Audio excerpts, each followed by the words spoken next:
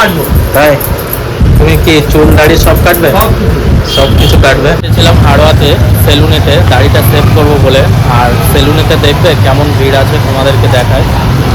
তো দেখো এখানে সব বসে আছে সেলুনেতে চুল কাটবো বলে। ভাইপো কেমন আছো? ভালো আছো তো? আজকে তো ভীষণ ভিড় আছে দেখছি, লাইনে হবে তো আজকে? কালকে স্বাধীনতা বলে কি ভিড় আছে নাকি? না, কালকে প্রোগ্রাম আছে কিন্তু প্রোগ্রামটা যাওয়া হবে না। জিজ্ঞেস করবো আমার কতজনের পরে, তো ভাইপোর কাছে শুনে নি। ভাইপো আমার কতজনের পরে? 10 জনা? বাবা, আজকে মনে হবে না, দাড়িটা সেভ করবো তাও 10 জনের পরে। তো কালকে 15ই আগস্ট স্বাধীনতার দিন আছে, ওই জন্য একটু ভিড় আছে। কেমন আছো? ভালো। তোমার মেসেজটা আজকের আমার লাগবে কিন্তু, হবে তো? হবে না আজকে? এই ভিড়ের মধ্যে একদম হবে না, না তাই তো? ফ্রি টাইমে হয়ে যাবে তো? ঠিক আছে, তোমার ওই স্পেশাল মেসেজটা একদিন আমাকে দিতে হবে, ঠিক আছে?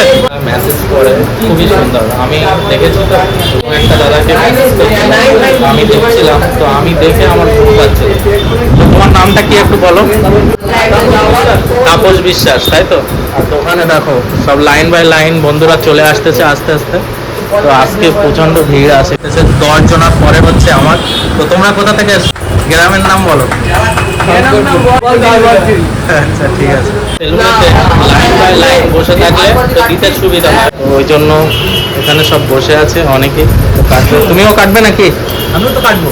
তাই তুমি কি চুল দাড়ি সব কাটবে? সব কিছু কাটবে। তো ভাইপো আজকে খুব স্পিরিট কাজ করছে, দেখতে পাচ্ছ তো?